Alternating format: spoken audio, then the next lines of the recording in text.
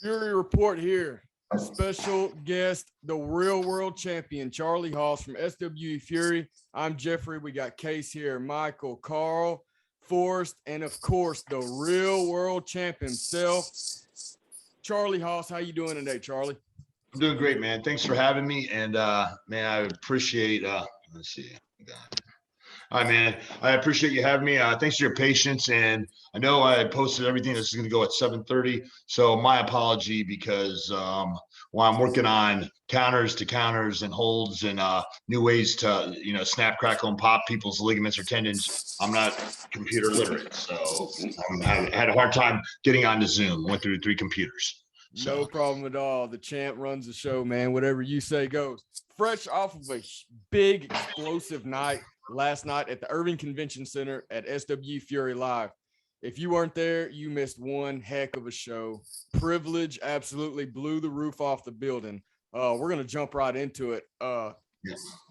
Took everyone by surprise. Jacob Fatu, now a member of Privilege, the 4th member of Privilege. Jacob Fatu. Tell us a little bit about that. Well, you see, everyone, I started first of all, when I came to SWE, I told them I will only come if I have the best competition, if I'm pushed to the limits, and I can be me. I mean, I always knew I could do this. I always knew I could be a world champion. But, a lot of people didn't. They didn't have faith. They're like, you don't have what it takes. You know what it was? It's disappointing because I've overcome a lot of adversity to get to where I'm at. And I'm talking about death. I'm talking about, death to my best friend, my brother, we'll go into that. But, so when I came in, I said, okay, I want the best competition and I want a shot at the world title. Because Tim Storm was a good champion, but he's not me. Absolutely. And he was good for getting it off the ground.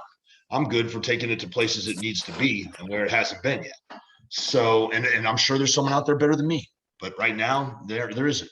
And if I feel like there needs to be someone that can drive that rocket ship, then, I'll hand him the controls. But he may have to take them, but anyways, so I put out this open door challenge, and it was to challenge every world champion in all the major promotions. Because I know if it came down to it, I'd whip every one of their asses. There's not one of them that I'm scared of. There's not one of them. Okay. And we could go through them all, but we already have. So no one answered the call. Only one that answered it was Jacob Fatu. But you see, everyone's thinking, they're like, well, you're calling out all the champions. Yeah, I'm calling them out. But I was calling them out to something bigger, to bring them together, to bring all the champions to each promotion together, to form a faction to where we dominate and we control the competition. We decide who's going to go where. We control what the promoters couldn't handle or what they couldn't do. So we started with MLW Heavyweight Champion. So I have him because I've reached out to the promoters. I reached out to your Delirious, and I've reached out to Billy Corrigan, and I reached out to the Court Bauer, and I've reached out to Joe Koff, and I've reached out to Scott Demore and Tommy Dreamer, jackass, and I reached out to them, and you know what? No one. The only one they answered it was really Nick Aldis. And they had plans, but they didn't see the picture, man. They didn't see what I was trying to get to. Also, I did talk to Joe Koff, and he's like, well, I got to run by Delirious. Well, I never got back to me. So, you know what? So Court Bauer never got back to me, but Jacob Fatu did. Now, Jacob Fatu and I go back a long way. Like, we go back a long, long time, man. It's our families are very tight. Eki and I, Umaga, we were we're best friends, and we found my brother dead, Russ. And I explained this last night in the ring, and I don't think anyone could really hear it, but so Umaga and I were roommates in Cincinnati at HWA, and Russ was living with his wife Deidre, and they were in the apartment next door. Russ's last match was against John Cena, and which is on YouTube. And we went back to the apartment. We ate, we're from Texas or Oklahoma, so we made Tex-Mex. We had cheese and queso. I told Russ, I love him, man. I'll pick him up tomorrow. We'll go to the gym. So when we got up and I went over to pick him up, he was dead. Died of no drugs. He died of arterial sclerosis. He had 99% blockage of his arteries. And Eki was there. Umaga was there when we found him. Well, I mean, did it hit me hard, because that was my little baby brother. So going forward, I'm like, man, I didn't have my brother, but Umaga was like, man, you got a brother forever. And he goes, and I'm serious. And he brought me in, and it's like Samoan ritual, and like they made me like their Uso, man. And I mean, they showed me the love, and they were always there for me.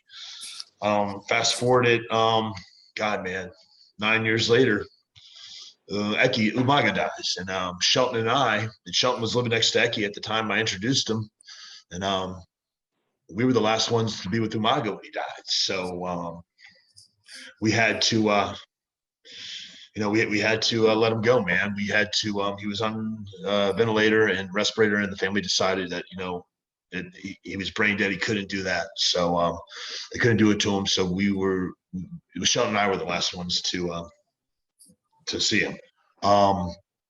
So they let me speak at Eki's funeral, and that's where I met Jacob, man. And Jacob remembered the speech I gave, and we were talking about, Samoan steroid, man, which is mayonnaise, and that's what makes them so, athletic and so, like, man, just a powerhouse.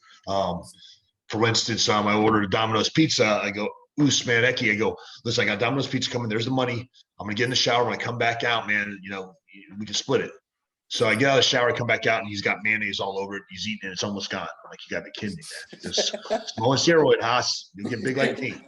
Right. So, and that's true. And so when I reached out to MLW, no response. But man, Jacob Fatu reached out to me. And he goes, you remember me? I go, yeah, man, you're Tonga, TK's son.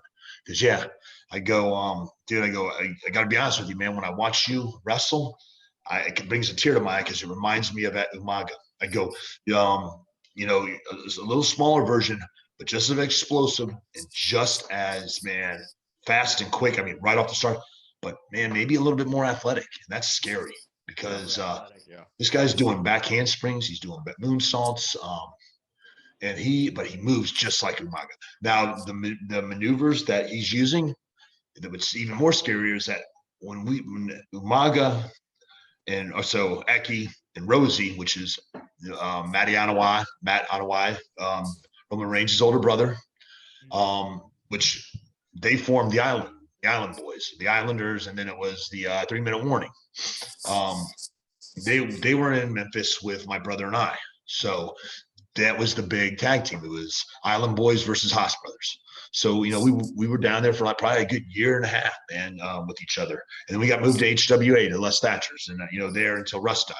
And so those moves that you saw Umaga do, like the pop-ups, Samoan drop, or the ATM when he runs and he hits his ass and, against their face, I was the guinea pig for all that. So I was the one that was taking it. And I was the one that had to tell people how to take it. Because that was me. And when I see him do it, I'm like, it brings back memories, like chills. But then I'm like, shit, man, me and Eki created those, man. Eki, I helped him create it, but Eki performed it, and it made him the Samoan bulldozer. Now we have the Samoan werewolf, man. And I tell you what, man, I couldn't be more prouder. He's in a man, I'm glad he made the right decision. We are family. And, the thing is, open door policy was to bring all the champions together. It was to go out and recruit all the champions and, and to have them see what I was trying to get at. That's something no one's done yet. We've never had like the champions of all the federations come together and like run a board of, a members board. So that was my vision.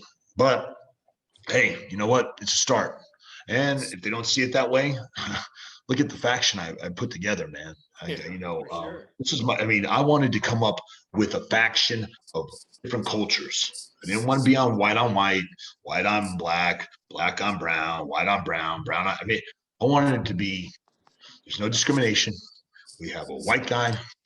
We have a we have Hispanic, we have an African American, and we have a Polynesian. We got 4 different cultures, 4 different, very different styles. But each style is very, very brutally, I wouldn't say deadly, it could be, but very dangerous.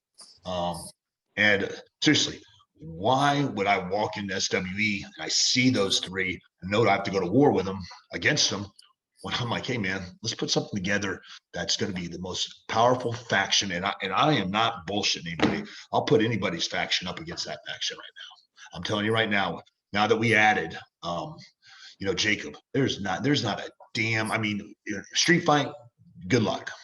Wrestling, good luck. You want to do whatever weapons hardcore, you're not going to be able to beat us 4. Max has COVID. He wasn't there last night. He really was sick. He's been sick for about 14 days. He's getting better. He'll be there at the next show. And I can't wait to bring that group together, man, when we're all together as one team. I tell everybody, man, you look at all the other organizations, they got boy bands. They got NSYNC. Boys to Men. Dude, I got AC/DC. I got Metallica. I got a heavy metal, kick ass in your face faction. It's a shoot, man. It really is. And we can work. We work better than anybody else in it right now. I'm telling you right now, I'm on top of my game. I firmly believe I'm the best heel in the business. I know I am. And the group I have with me, they're right there next to me. Rodney, and we go back so far, man. And his psychology is just like mine. And then you got the 2 young guns, man. They're wild cards. And they add a flair to it, man. So we're stacked. And man, I would not bet against us. I'll tell you that. You're absolutely correct about everything you said. And last night when Fatu joined, we all could not believe it. And it took me back to Dean. So at Eddie Dean's, when it happened in the cage, it was the most unbelievable. We spent days talking about it and wrapping our heads around what had happened. And it was the most genius, most explosive move you could have possibly made. Everyone talks about it. It's taken over. I totally agree. No other faction in the world is going to compete with you. It's unbeatable. I said last night, it's game over. Anybody who comes in, doesn't matter where you're from, what company you're from, it's game over. You're unbeatable. I'm going to throw it to Carl because Carl's been with SWE. He's never missed a SWE show since they started. And I want to get Carl's take and Carl's opinion on it. Yes, sir. Let's do it. Carl here. Yes, sir. Hey, Carl. Thanks for joining, man. Thanks for having me. You bet. The July show in Lubbock where you came out and brought Fitz in, Big Fitz. Has he earned? He was a prospect and he's been out with every match. Has he earned that right? Is he part of privilege now? Or no, he's still a prospect. And I'm going to be totally honest with you, man. Big Fitz was that was Teddy Long's idea. Okay. Teddy and I had, let me tell you, let's get this straight. I created the group. I came to them and I sold it to them as a business. I go how we can make money, merchandise, how we bring the different cultures in, how we show unity. Why everyone's out there talking about, the privilege, their entitlement. Man, yeah. So we're poking fun at the government or not the government, the politicians. All right. So we got 4 cultures, man. We are a non-discrimination ass-kicking machine. We don't care about your age, your sex, your sexual orientation, your gender. Just get in the ring, you get your ass kicked. And that's it. But so that was Teddy Long. Teddy Long, he's like, well, when you got punched the match before, we need security. I'm like, I don't need security doing my job. And he's like, no, we need security. So the big guy's going to be your security. Well, him and I have been button heads. He wanted me to do this. Let me tell you something. Love Teddy's been around for a long time. Okay. So he is a pioneer. What he had to overcome to break the barrier to where he is, a Hall of Famer, utmost respect. But when I'm in the ring and what I hear is not what he hears. And I'm the one, this is my career. And this is my final, I'm going out the way I'm going to. I'm not here to ask for permission. I sure as hell ain't going to ask for forgiveness. He didn't like that. I made an audible, and I made a bunch of audibles. So far, they've been putting asses in seats. Now, so he wanted to big fits with us. I was like, all right, it's fine, man. He's gonna be a prospect. What do you mean? I go, I want Fatu. Well, we'll get to that. I go, no, I want Fatu. I want to finish the faction now. Big fits from here on out. If anyone wants to try, we're not going to water this down, man. We're not going to make, NWO. And Kevin Sullivan is all on board with this. He helped me create this. Kevin Sullivan, and this is the truth. He created the NWO. Right. He put them together, man. He's the one that brought it. He sees the same thing here, but he doesn't. He's what he did see that he doesn't want to happen to get watered down. That everyone gets a shirt. Everyone gets in. Ain't going to happen. Right. You're going to be a prospect first, and then it's blood in, blood out. You get beat in if we want you. If not, you get beat out. So Big Fitz is a prospect, man. And go ahead. Charlie, I'm sorry. You mentioned fans. I think last night we had a little incident with a fan trying to come over the rail, and Big Fitz kind of was there helping you in that role, like you said. So what is your opinion on this and the fans and? Well, here's the deal. Well, here's the deal with Big Fitz, man. Let me finish with that. Man, he's worn. He's worn on me, man. He is. I've come to like, man.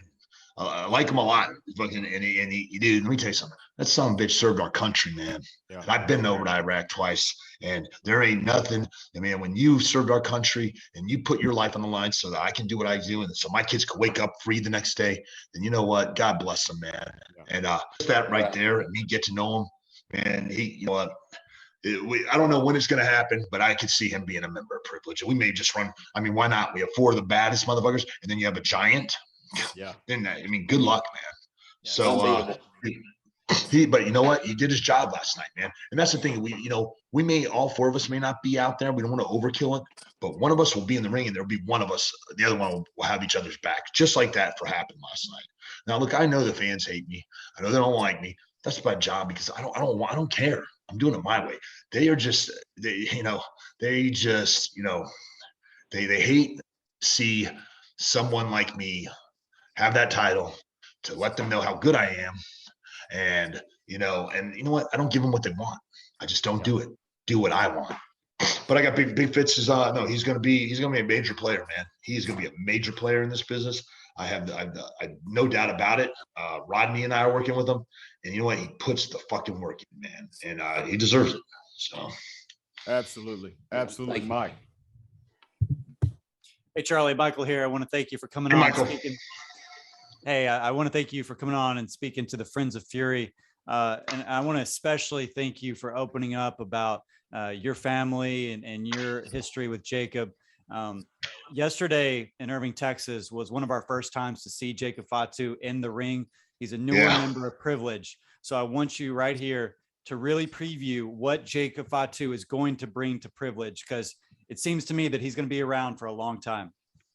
Let me tell you something, man. I mean, either him or Max, by the time, it's all said and done. I mean, I don't expect this to be like a 1 year, 2 year deal. I mean, I want to see this thing go, man. I want to see something different. Like when I retire, when I walk away, I'll be in the management. I'm going to stay in this business. And I want SWE to grow because, man, in about 9 years, I got a son that's fucking Russ, and I got another son, Chuck, who are already phenomenal in the ring. If you ever see them, I mean, they're better than half the people that are working now.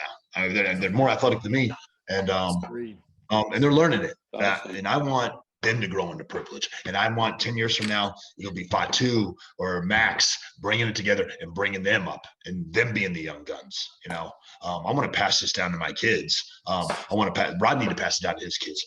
The Fatus, this is family, man. This is like this is life. It's not some bullshit faction.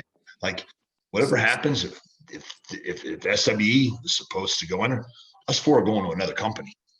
Because I mean, who wouldn't want us? Because they're like, man, these motherfuckers, these guys are going to fucking turn it up. They're going to raise the bar. Because right now, what we've done is we put everybody in the locker room on notice. You better bring you the same intensity that we have. If not, next.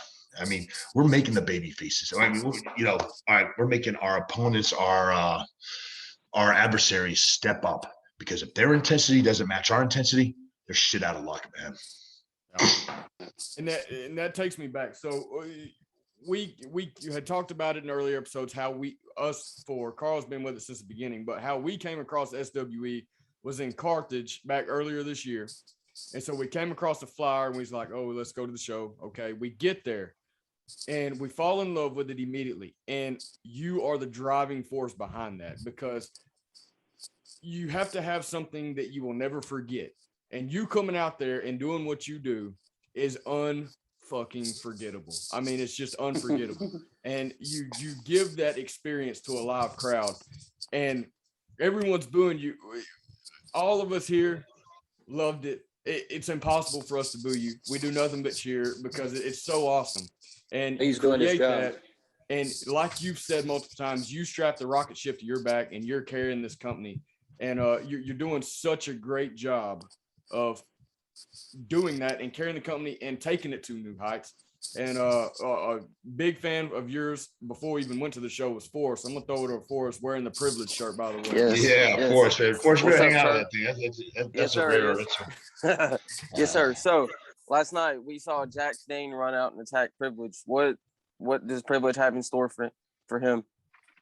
Well, you know what? I mean, kudos to him, man. We finally got someone with fucking some balls, and someone that's not gonna take it, man.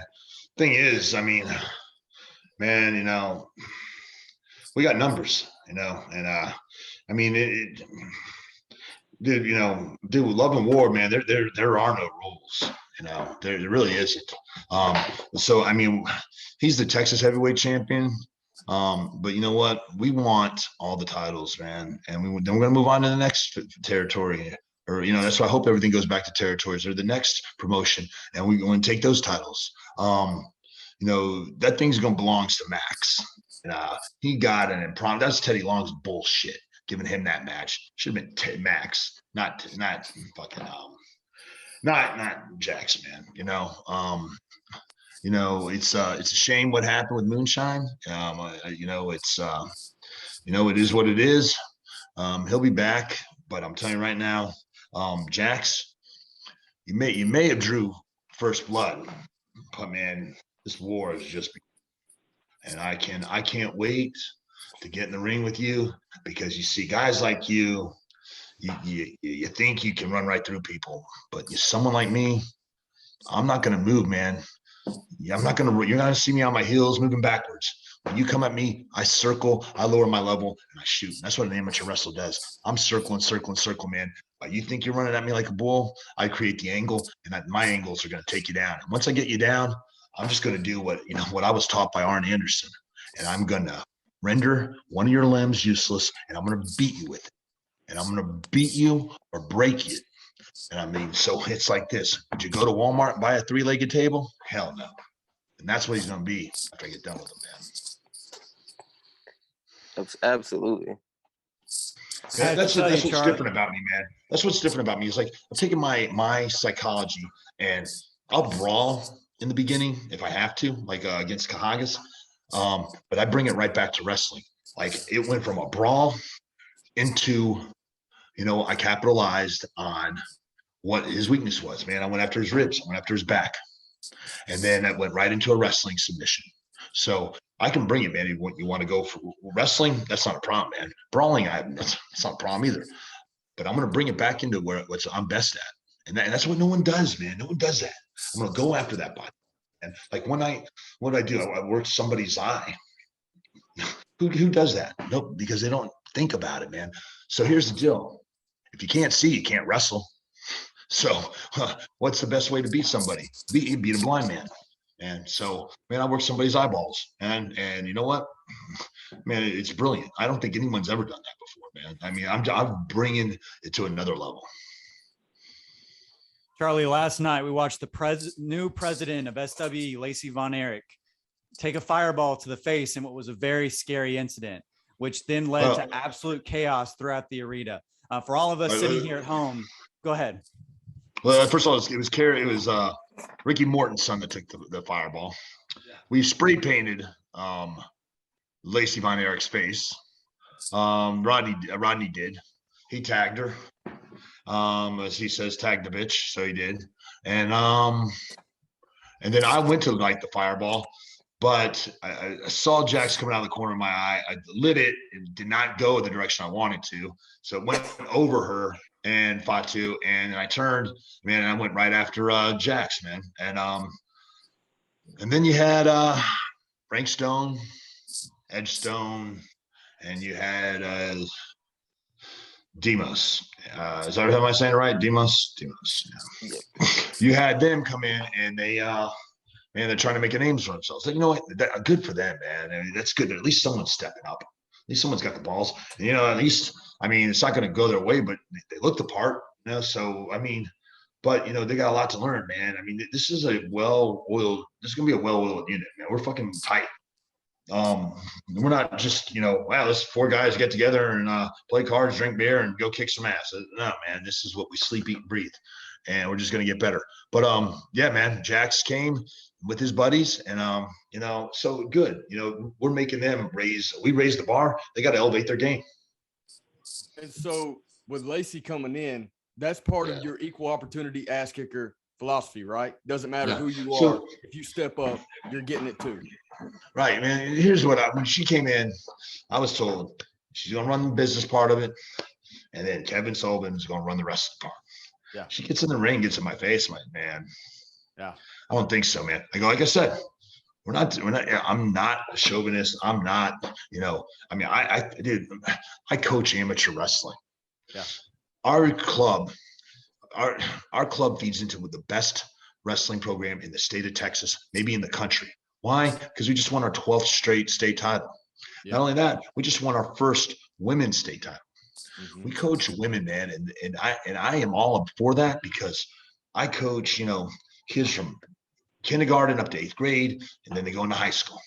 And what wrestling does for women, it gives them self-esteem, it gives them recognition, it gives them power, it makes them feel good. It also helps them get a scholarship because we have women competing at different weights. Now, if you didn't have amateur wrestling for these girls, and say you have a girl that's a close to being a heavyweight in women's wrestling, think she's going to be able to play center field in soccer or midfield or out in the outfield in softball? No, man. So now she doesn't even make the team. She's not going to try out for cheerleading. Now people bully her and they look down on her, and and it hurts them, man. Mental health, right? You bring her into wrestling, I'm going to teach her, one, that this is an individual sport. So no matter how hard you work, it's only you. If you lose, it's on you. But if you win, it's because you put the work in and you developed your talent. So you can take a girl that's a heavyweight or a girl that maybe she's too tiny to be in the sports, but we have a lightweight. And you have them compete against girls their own weight and their own experience, and you win a state title. That girl that could have been bullied or been really, really sick mentally, she's now got a full ride to a college because women's wrestling has over 1,200 scholarships right now. It's saving men's wrestling. So now you have a woman that has, man, I got a state title, I have confidence, I just got a scholarship, I graduated, and you have a CEO, and you have you just built, a powerhouse, and that's you don't want to mess with that. So I have no problem with women in wrestling. I think it's the best thing ever. I mean, I helped develop it for amateur. I want that to happen. But she came in to something that she shouldn't have, because he's a legacy. So right then and there, it tells me that she has other, Lacey, she has other plans. She's not going to stay on the business side. She's looking at it for all the legacies. So you know what? I'm not a legacy. I'm someone that didn't have, hey man, got this kid, man, why don't you look at him, or hey, is my son's coming up, I was on the, like a Rhodes or DiBiase or, no, I can't, Orton, him and I are really good friends. So I can't even go there because he worked his ass off, but I wasn't given fucking silver spoon saying, here, man, go out and you're going to be a pro wrestler. No. Right. Now, will my boys have that? Hell yeah. And I'll make a phone call to get them their tryouts, and I'll make sure they have the best training, because I had to overcome obstacles that people didn't have to. But she comes in and she's like, oh, he's a legacy. You don't do that to him. Huh. And she's a legacy. She's like, and I'm a legacy. Well, you know what? Your legacy is about to end. because I'm not going to let anyone come in and take what I've worked so hard for 26 years to get to where I'm at, to be the real world champion, to prove it. And finally, we have the baddest faction. We have something that's so special that people haven't seen since the Four Horsemen, man. Since NWO, since the Hart Foundation, and I'm talking about with Hitman, and I'm talking about with Owen, I'm talking about with Brian and Jim Neidhart. I mean, we have something that's solid. No doubt. It is, and it's people are going to want it. So she's not going to come in there and run roughshod, and she's not the law. I'll tell you that. She's not the law in that ring. So now, what is she going to do? I have no idea. And who knows? I mean, I'm sure she's mad that she got painted, but at least we didn't ruin the dress, so she can't be that upset. Yeah, absolutely. Case, what you got? Hey, Charlie, Case here. Yeah. This is kind of a lighter topic. You had compared Privilege as a hard rock band to, as other companies have, boy band factions, as you said. Yeah. And we have all in agreement talked about how Bad Company, your theme song, is the best thing ever, the best theme. I was going to ask you about the thought process of making that your theme song. That's just the song you enjoy. So Bad Company is man, I always came out to AC/DC, TNT, and that was me and my brothers, man. And I'm talking about the live version, and that would get me going. When someone introduced me to Five Finger Death Punch, I'm like, man. And then I researched, and man, I read about the band, and their dedication to the military, to the police, and man, they're a badass band. They're like us, but I can't sing and we don't play instruments, but. You try. Man, they took that song, which is by Bad Company, the original band, and they made it their own. So that was my song when I first came to SWE, and that's what I wanted. But then I put the faction together. I'm like, you know what? We got the faction. I don't want to just put my song on there. I want something different, man. But I want Five Finger Death Punch. So we put Blue on Black. Blue on Black, yeah. And it is the best. And it is, dude, I love it, man. And that is us right there. Listen to those words. And you know what? We're not going to run down and kick ass. We're going to walk down. And we're going to put you on notice. And you don't know when it's going to happen, but you see us. When it does, you're going to feel it. So, and that explains us. That's us. So, yeah, man, I think they're a great band. I would love to do have our highlight reels put to their song. I'd love to meet them. I know the original artist that put out Blue on Black was what's his name, man? He lives in Shreveport, Louisiana, and it was guys, help me out here. Do you guys know? I'm not sure, man. You're killing me, man. Well, hold on. But anyways, he actually sat in on the song. And it was Kenny Wayne Shepherd. And so Kenny Wayne Shepherd wrote the song, and he actually put it out about 10 years ago. And it's not far off from the way the Five Finger Death Punch put it together. So, but you know what? He is a big wrestling fan. If I don't know if we've been working and we're trying to get him to come in to do something with us. Because I don't know if we're going to be able to get Five Finger Death Punch. I think they're maybe at one time we can, but right now I don't know if they'll do it. But we have a good shot again. Kenny Wayne Shepherd is a big pro wrestling fan. He's close by, so we'll see. Hey, that'd be awesome. Yeah, while we're on the subject, the song hits so hard, and there's so much emotion when you come out that I played it over and over. Now my 2-year-old daughter knows it word for word. She sings it. And you met her last night. She's a big Charlie Haas fan. It's awesome. I did. I love it, man. And that's going to kind of segue into what I wanted to talk to you about. So let's do it. We all relate to you in different ways in the wrestling, but my biggest way I relate to you is seeing how dedicated of a father you are and what family means to you. It's very obvious of how much it means to you with your brother and with your kids. And I get it. I relate to you on that more than I do anything. And I feel a connection with you that way because it means the same to me, having a 2-year-old daughter and having, my brother Forrest and family, what it means to me. Can you talk a little bit about your relationships in that manner? Yeah. What Man, it's like to be a father is what I was. Yeah, man. It's you know, it's a blessing, man. And one, it's a blessing. Two, it's you should be very fortunate, man. To have a child brought into this world and to have it be healthy, as picture perfect as we want it, it's a miracle, man. It really is. What the women go through, their bodies to give, to produce our offspring, God bless them, man. And I got to say, I thank Jackie. She gave me 4 beautiful kids. I go, we did not work out, but we can co-parent. She just had a new baby with somebody else and a beautiful baby girl. And, and that's my kid's, little sister, man. And it's, it's man, it brings you back a lot of memories. You see these little kids and what they grow into, and yet they're so, you can leave such an impression on them. And listen, I'm not a role model, man. And I tell my kids, look, don't do what I've done. Just learn from my mistakes and don't do it. I'll tell you, I mean, man, when it comes to relationships, I can't tell them how to make it successful. I can tell them what not to do, and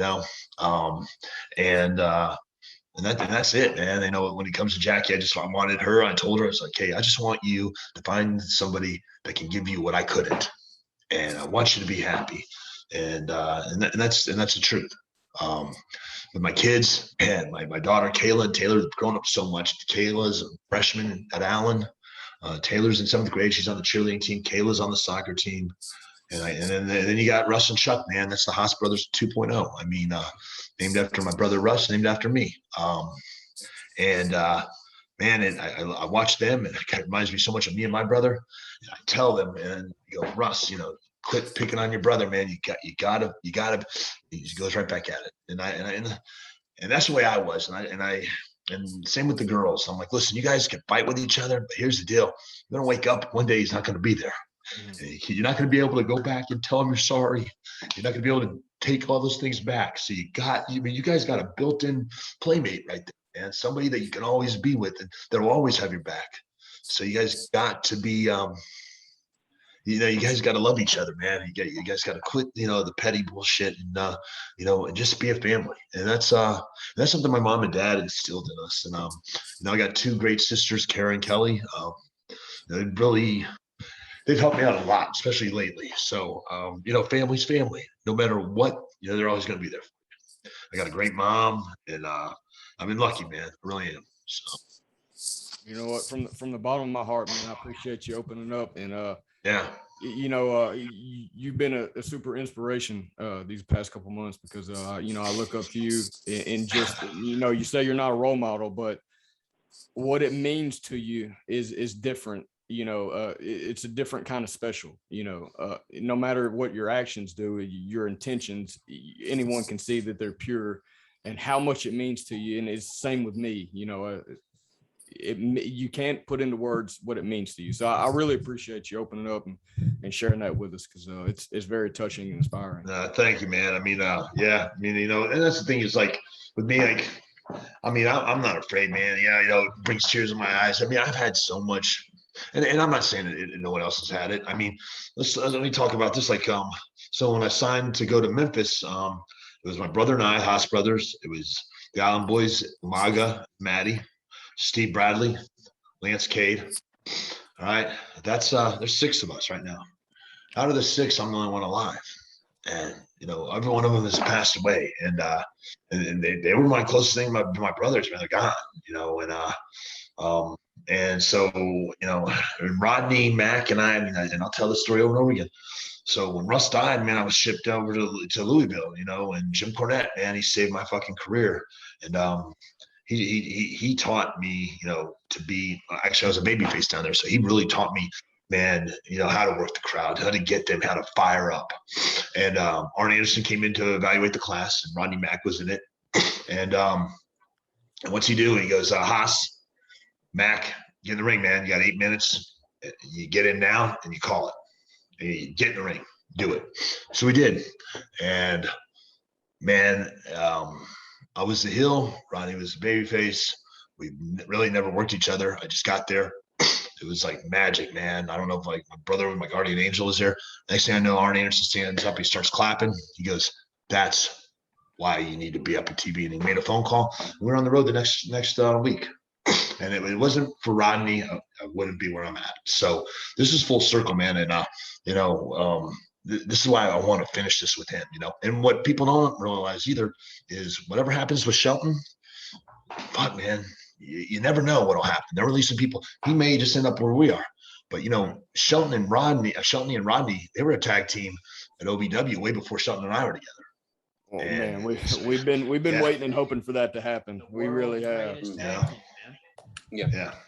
Yeah, man. I just wanted to ask you about your connection with Shelton and maybe just how your relationship with Shelton is. Dude, he's my best friend, man. He is my brother, man. When Jackie and I separated, man, and I'm gonna be honest with you, man, it rocked me, and I was fucking homeless, man. Seriously, I had nothing, lost everything. And it's not her to blame. It's not me. It's just, it just didn't work out. He was the only one that freaking looked out for me, besides my sisters that cared, anyone that came, and found me and got me, where I needed to be. And fucking, I will never forget that. He was there for me from when Kayla was born. He's, his godfather. And dude, he is, man, he'll tell me, man, you're fucking up. Or he'll be like, man, you're pushing it too hard, or you think you should be doing that. And vice versa. But man, he's my brother. He really is. I don't look at the skin. I don't look at the blood. That's my brother, man. And he is good to my kids. And if something happened to me, I'd want him to be there for my kids. So. Absolutely, man. That's awesome. And I just want to say that it's really inspiring, just the kind of comeback you've had, and from not being in wrestling for a minute, and now you're a world champion in SWE, and it's really impressive to see, and it's awesome. Well, what started my spiral downwards was when you look this up, Drew McIntyre versus Charlie Haas. It's supposed to be me and Ron, R-Truth. Drew came out and he hit me with that DDT, and Michael Hayes put him up for the shit. And this is where I have the problem. So he was doing that no-handed DDT, and you guys look it up on YouTube right now if you want. And he fucking spiked me, and he didn't let go of my hands. I broke that. You watch it, and that's when it went downhill. Wow. I should have had surgery. You're not John Cena, man. Okay.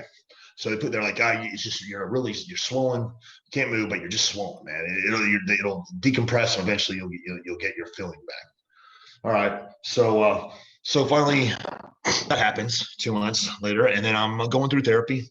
And so Johnny Ace calls me, goes, "Hey man, are you done with therapy?" I go, "Yeah, I just got. They just cleared me." Okay, well man, we gotta let you go. And that Drew McIntyre never once apologized, man. I never heard from him ever. So I sit there and I see all the money he's making, the world champion. Good for the money, but you know what? When you got to feed your kids and your fucking neck's broken and you don't call somebody, fuck him, man. Yeah. And God help it if he ever sees me. Yeah. So, totally. And that's a shoot. That's a fucking shoot, man. Yeah. And you guys go to YouTube and watch it, man. He spiked me. Yeah. I never heard from him once. Not once. That's Michael Hayes was the agent of that match. And I know him and I don't like each other. So, I'm not college to see it, but whatever. Yeah.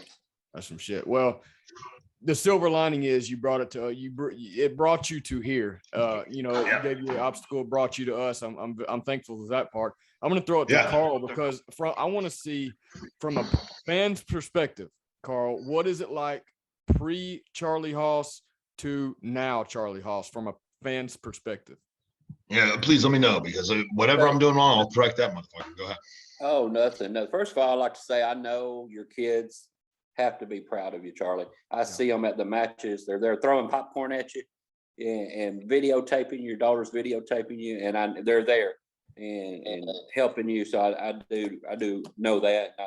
I want you to know that. I see that, and I know other people notice that too. But No, from you're doing your job. I mean, as a fan, I appreciate the type of wrestler you are.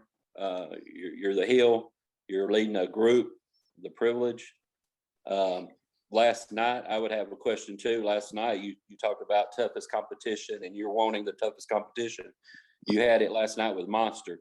I've seen him several times wrestle, and you had him in the Haas of Pain for seemed like forever, and he tapped out. I mean, I'm sorry, he didn't tap out. He passed out. He didn't tap out. So, actually, that move is that's that's tough. the Haas lock. I have I'm glad you brought that up. So the Haas of Pain is a different maneuver, and that's from the ground.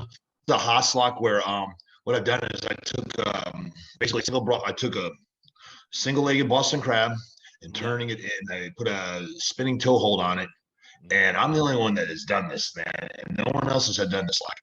So what I've done is I'm putting the leverage down on your knee, your hip, your lower back. You can't get out of it. I created a maneuver that can't be done. You can't escape. If they start, I can control them from getting to the ropes. I can pull them back. All I got to do is crank down and put more pressure, apply more pressure to the lower of the back and to the knee. And it locks up in my hip. They shelf it there and they can't get out. You know what? It's called the Haas lock. But you know what? You're right. He didn't tap. No, he passed out. He passed out. And I know you had some slams in the railing with him on the ribs, and he had some rib pain too. So, but what's your opinion on that match and Cajinas as an opponent? Would you say he's probably one of the toughest components so far in SW? Definitely one of the toughest components. He's a former world champion. NWA world champion, and what he's done is he got right on me with the took me out of my element with wanting to scrap. So what I did was I focused on okay, I got to control this. I got to capitalize on something. He's taking me out of his game. He's bringing me into his game. Okay, he's a brawler. He does things different. He's dude, I've wrestled in Japan. I've wrestled against Tanahashi. I've wrestled with some of the best, and he's up there. And it's a different culture. It's a different style. Thank God I've had that experience, but I knew I had to capitalize on something. I had to strike fast. So once with his kicks and his maneuverability, I had to go after his back, his ribs. And so when I put the Haas lock on, I was going after the lower back with that. But I know I heard the knee snap. I heard something snap. I felt it. And he's tough. He wouldn't tap out. He just passed out. So that was a great match. Yeah, here's another thing is that people, I'll give some of the young guys. I'm going to give them some advice. Wrestling is not about all the moves you can do. Wrestling is about utilizing everything around you to do whatever it takes to win, but also to have a game plan and to stick with it. I do research, I study. I'm not sitting there, I'm not a gymnast. I'm not a good, I'm a wrestler. I know every hold, every counter. And that's my bread and butter. Right. So man, it's you have to and that's something that I've done, man, and that's something that I'm going to do. And I'm just telling all the young guys, man, don't worry about I got to have better moves than him, or he does a better 180 or a 450 or whatever.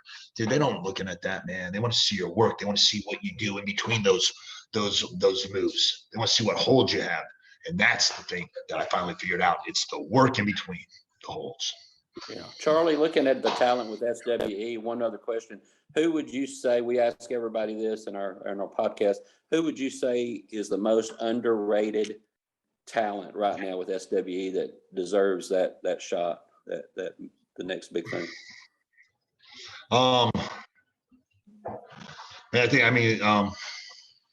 Frank Stone, Edge Stone, definitely.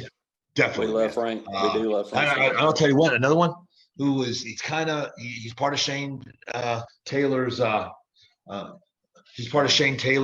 faction. But the guy that Jacob Fatu wrestled last night, Khan. Yeah. Fuck, man. Yeah. What a match they had.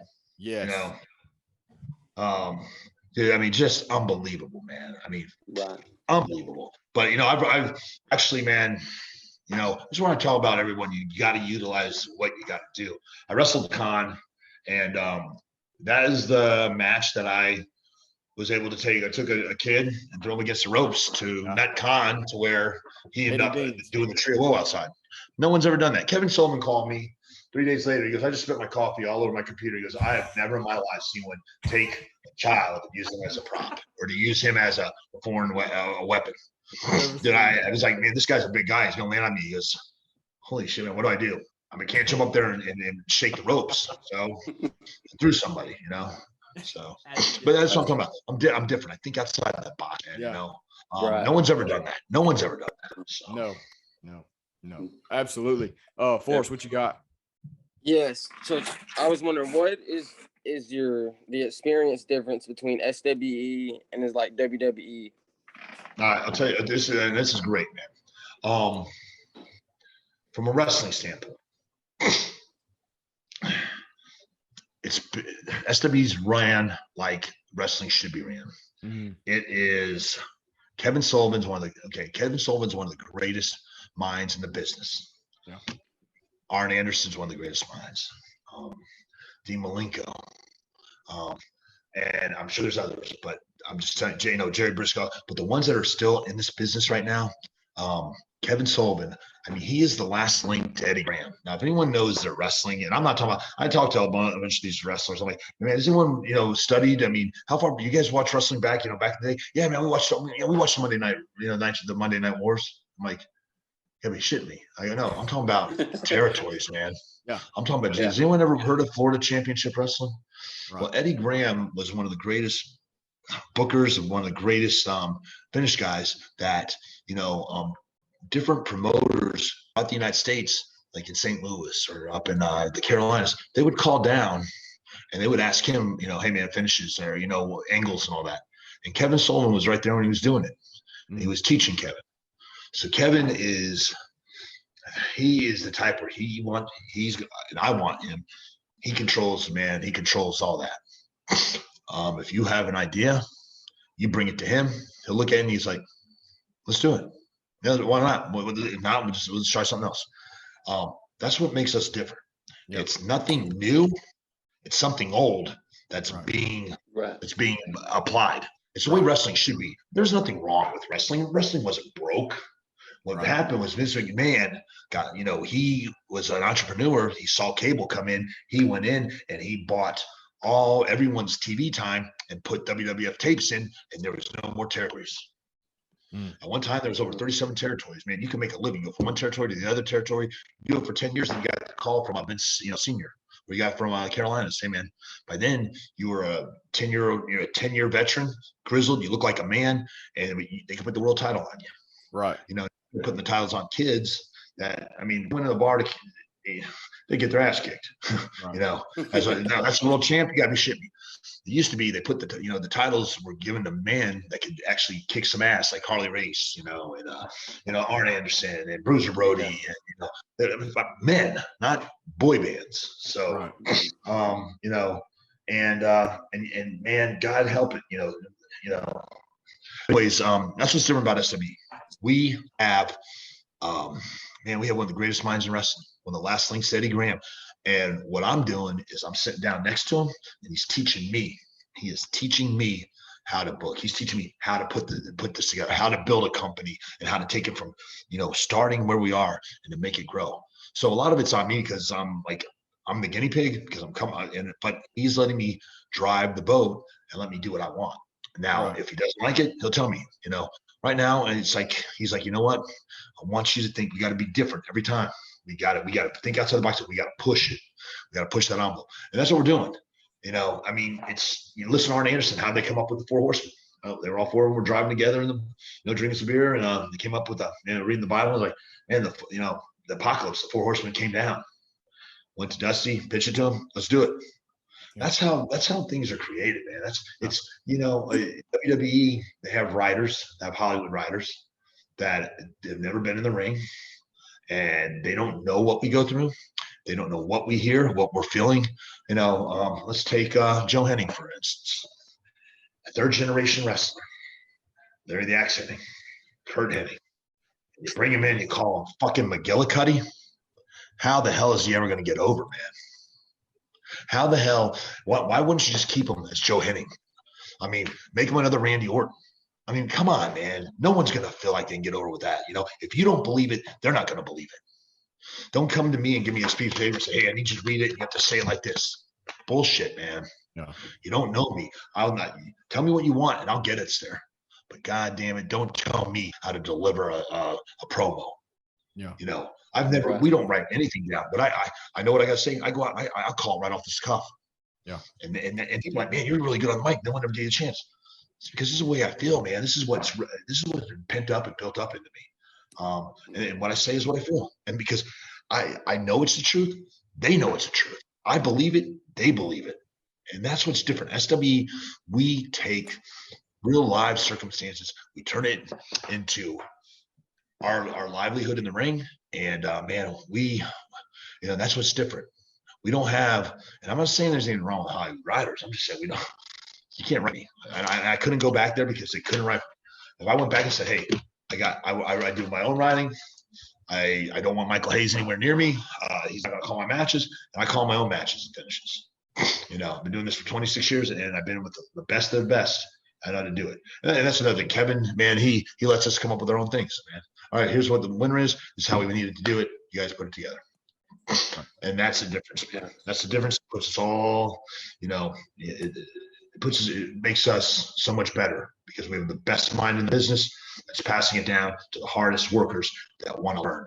And, we'll pass it down to our kids, or we'll pass it down. Like we're building something that, that's not something new. It's something that's always been there, but it got lost along the way.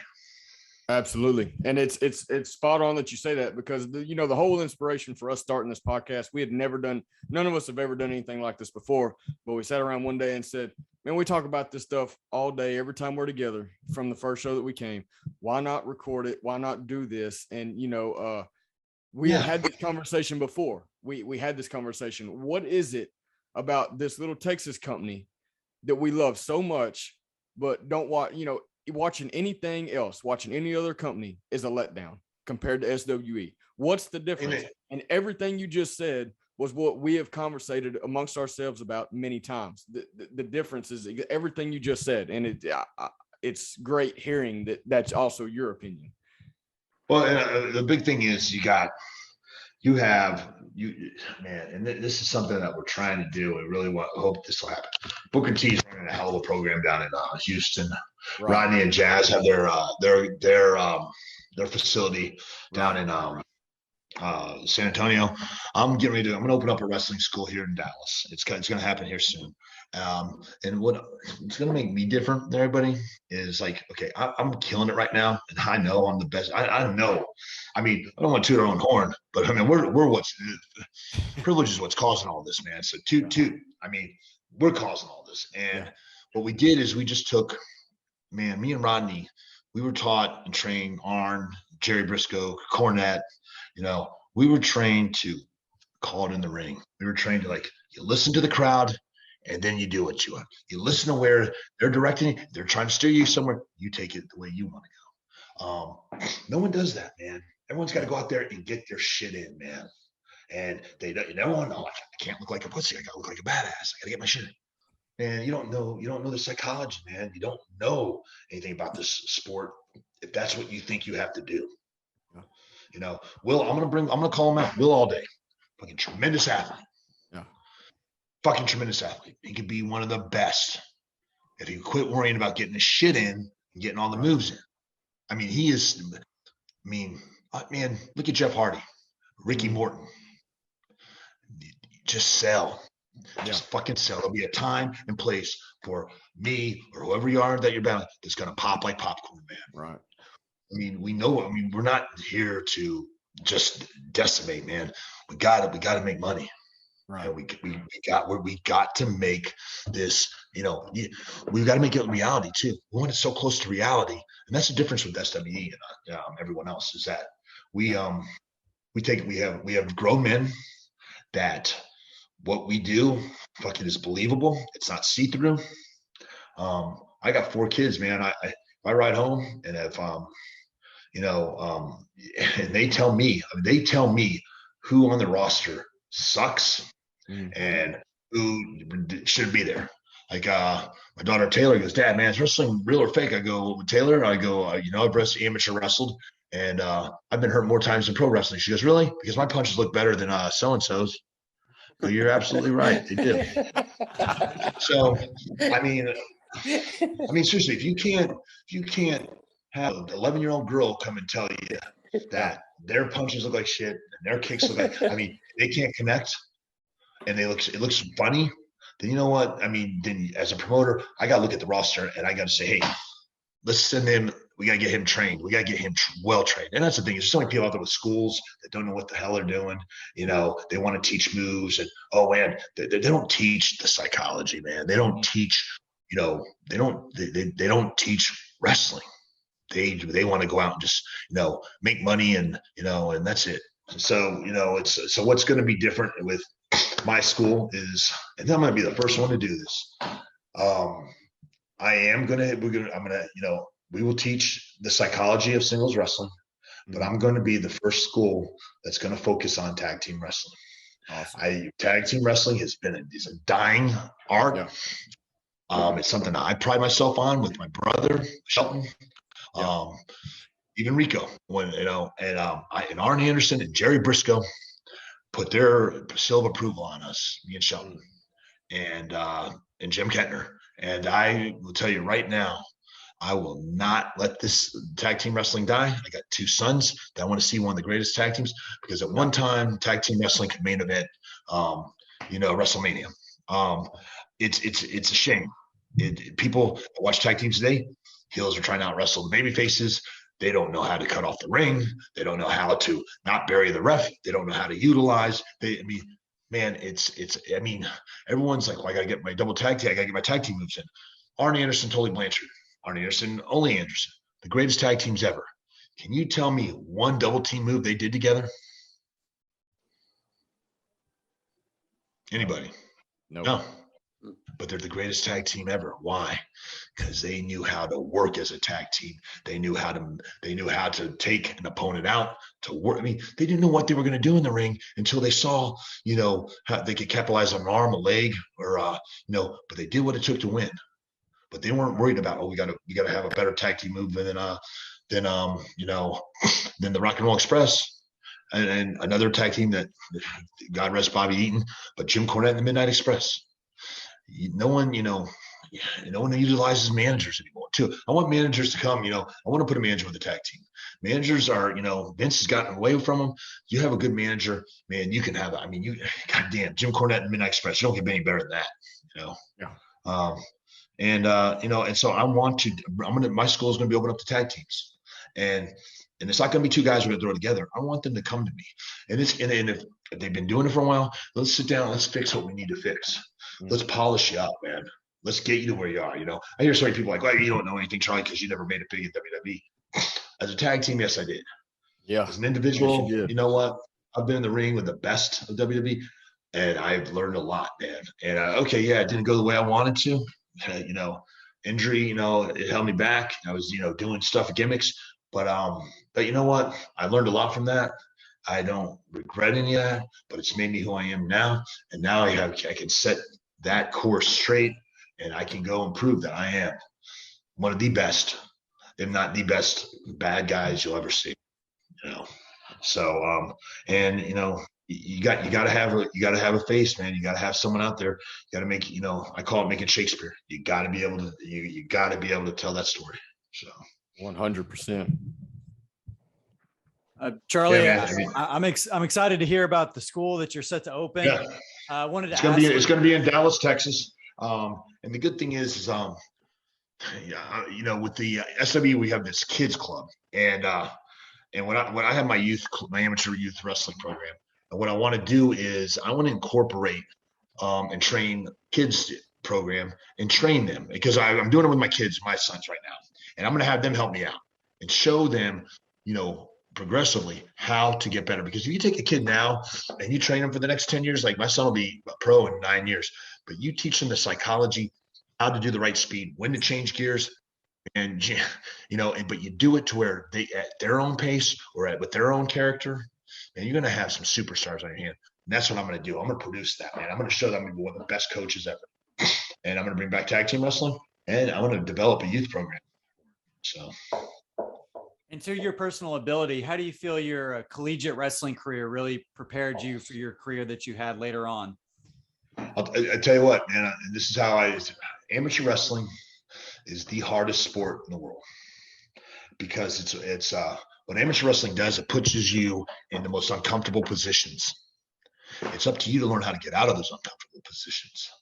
And if you do that and you rely on technique to get out of it, and it's something that you pride yourself in and you practice every day and you don't take a shortcut, then that's going to follow you into life. So no matter how hard life is, whether it's death, divorce, taxes, having a child that's sick, you will rely on what you got of amateur wrestling. You'll be in that you'll be in that uncomfortable position. You were like in a hold in amateur wrestling, but you will get out of it, and you can apply that in life. You can overcome anything God throws at you, and that's how I apply that work ethic.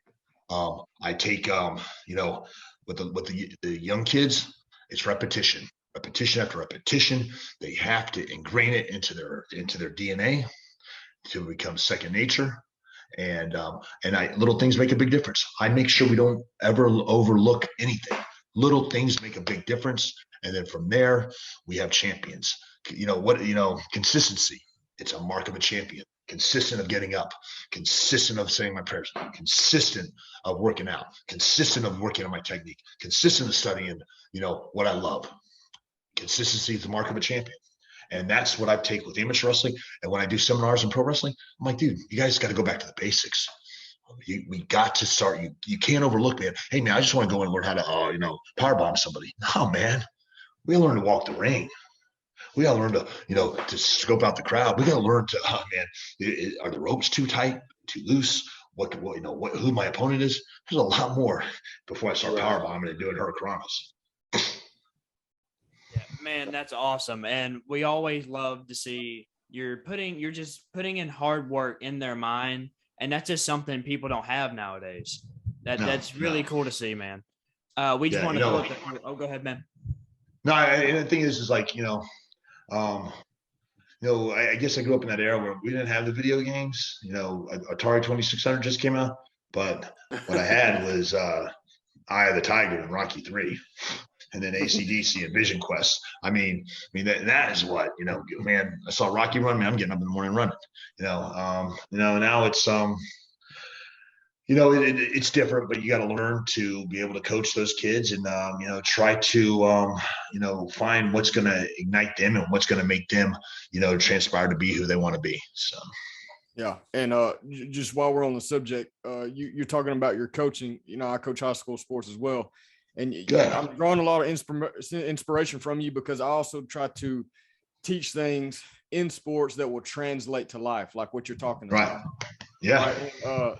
It's very inspiring. I love what you're saying and what you're saying there, because I think that's very important. I think that gets lost along the way, that we forget to teach life. We forget to teach how to become better outside of what we're doing, multifaceted lessons there. And, I just wanted to say, I appreciate that.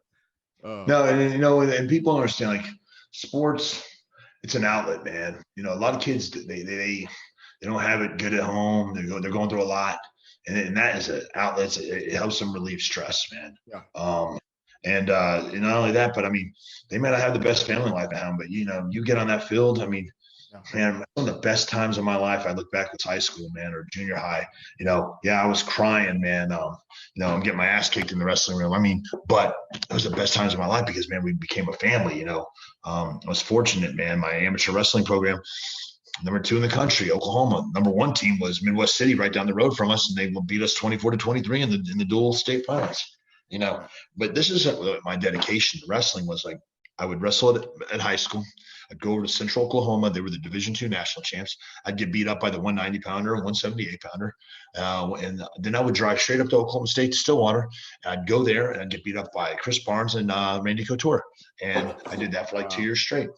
And I'd be crying. I'd be beat up, but I kept coming back. And dude, that's dedication, man. And that's what you want. And, and I see a lot of that in some of the people that are in the SWE right now. They want to learn. And the OMGs, man, Frank Stone, Edge Stone, and Will All Day, man. I didn't mean to call him up, but he's fucking so talented, man. I just want to see him succeed, and I just don't want him to I'm the best. Like, dude, sometimes you just gotta swallow your pride and learn. Listen. So. Yeah, absolutely. Before we wrap this up, I'm gonna throw it to Forrest. I think he has a question for you. Yeah. So, go ahead. So we're seeing the Jake Paul and Tyron Woodley fight. So I was wondering what is your thoughts about him not answering your call you threw at Southern Junction? Well, you know what it is. I mean, I'm like, I didn't see anybody else calling him out. Anybody in the pro wrestlers, man. These guys wrestled in high school, whatever. I'm talking about wrestling Division I level, man. I'm talking about doing it day in, day out. I'm not mocking my sport. And Rodney Mack, man, that dude's fought in the octagon. He's a true fucking street fighter. I mean, I boxed, I've done Muay Thai. Dude, they're about making money, and I get it. They got a really good, social media is where it's at. I regret shutting my shit down when I broke my neck. But you make a lot of money, and these subscriptions that they're getting, and the money, it's very similar to what's going on with pro wrestling, because you're getting a lot of promotions that are doing YouTube TV, and they're getting paid to put that on there, and that payment is paying the roster, paying the production, and is keeping them afloat. That's something that hasn't happened, ever. They're smart businessmen, they are, and they're going after people that can make them more money. I wouldn't be surprised when Conor comes back if he's not trying to fight one of them. But one thing is the difference between me and the people they're fighting. See, I'm not civilized. It's like what Mickey said. You know what happened to A-Rock? You got civilized. I'm not, man. I mean, like I said, I've lost everything. I'm starting from the ground up. So if I did end up fighting them, man, they're going to see somebody that's so goddamn hungry that's trying to feed their kids. That's the difference between me and him. And they don't want to answer that call. I'll tell you that. Yeah. And on that note, I want to ask quickly, what does the future of the privilege look like? Bright. I think you're going to see once people, and here's something you guys can help me figure this out. I see a lot of podcasts. They talk about MLW, NWA, TNA, or Impact, AEW, WWE, New Japan Pro Wrestling, AAA. How come SWE is not being mentioned right now? I mean, do people look at it as a joke? I mean, I don't know. I'm asking you.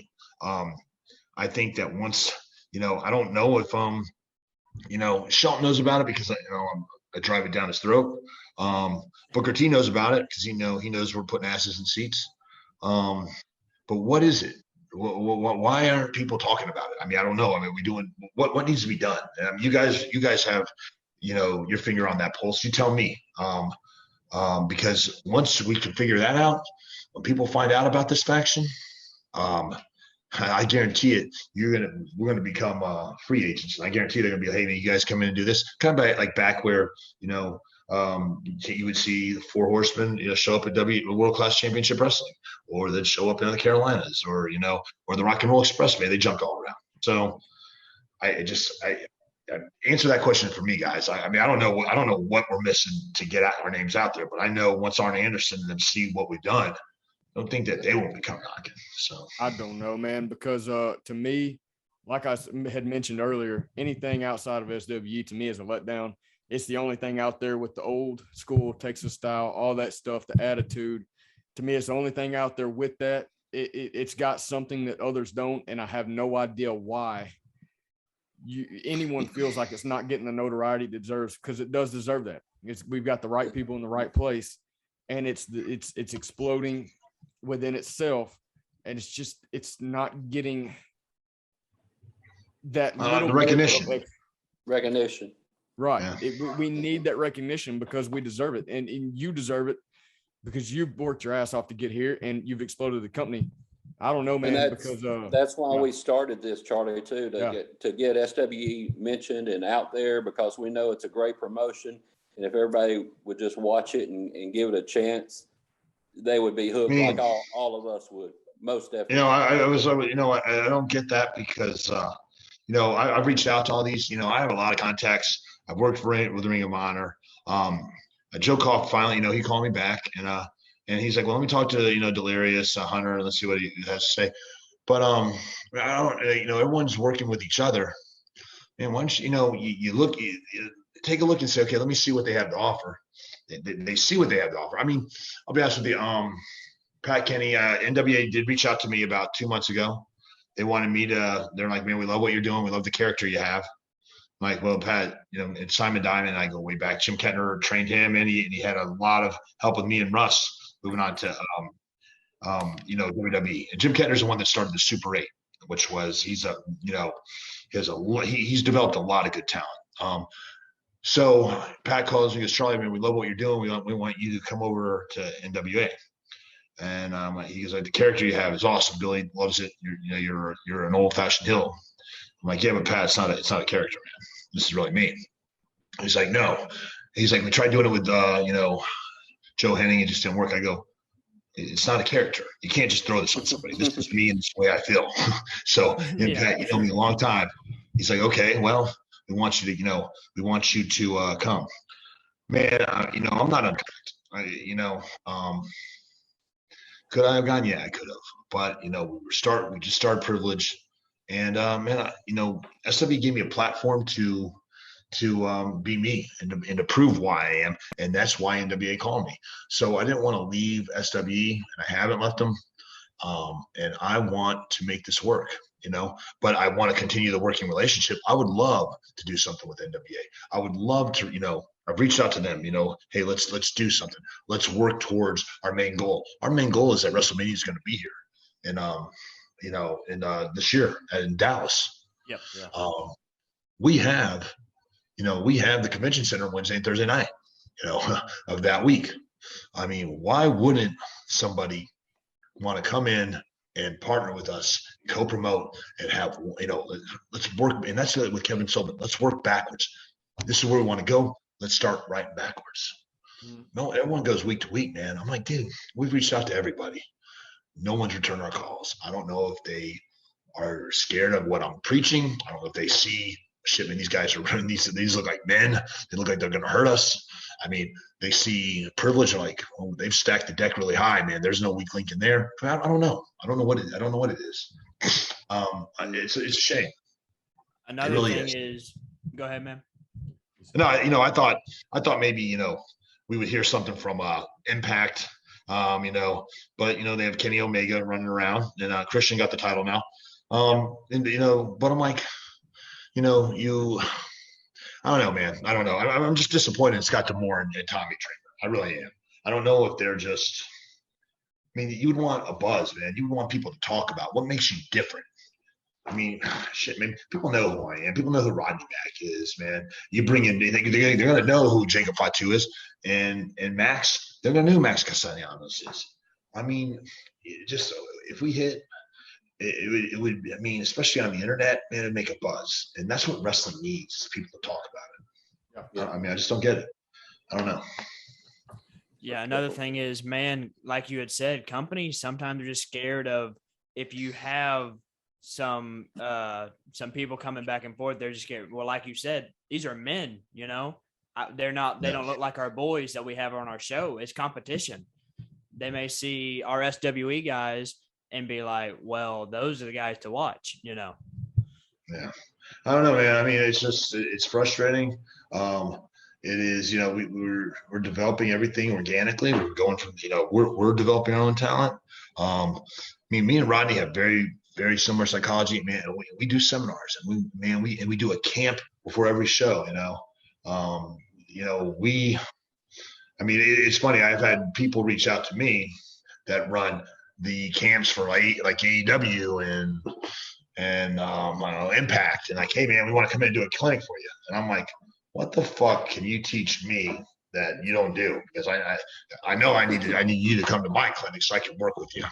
You know, so I mean, it's almost like a slap in the face. I'm like, well, I mean, seriously, you know, I mean, I don't know. But I mean, some people believe. I mean, I just don't get it, man. I don't. I like that we're all growing. I think there's a great platform. I do. I think, you know, was it PC? Is it PC Ultra or Pro Wrestling Ultra? Have you guys seen that? Have you seen them on Pluto yet? No. Yeah. You got to watch them. Okay. It is, the production's excellent, man. I mean, holy shit, man. I've never even heard of this, and I'm watching them, and they are good. They're based out of California. I think the Sheik owns them or something like that. But they're really good, man. Really good. You know, it's another platform. You know, you get to watch MLW. You know, you get to watch Impact. You get to watch, man. You get to watch AAA and, you know, Ring of Honor. Yeah. So. Yeah, absolutely. Well, we sure do love and appreciate SWE and everything you do for it, and riding for the brand, and doing your best to get us on the map. And we absolutely love it. We're some hardcore fans, as you can tell. Can you wrap this up in a Charlie special ending, please? I mean, are we live right now? Can they see me? Yeah. In 5, 4, 3, 2, 1. Yes. I am the real world champion. You know, I am one of 4 that are the most dominating force. You can ask anybody that's trained us and trained me or Rodney and, you know, the Samoan Werewolf and Max Castellanos. Dude, we are, what you see is what you get. And there's a goddamn person that can take away what we have. So I'm putting the whole wrestling world on hold. I'm letting them be known. There's a faction in town that guy, any God-given moment, we can invade your promotion, and I promise you, we could take whatever the hell we want, because you guys are raising boy bands. I got Megadeth, baby. Megadeth. 5, 4, 3, 2,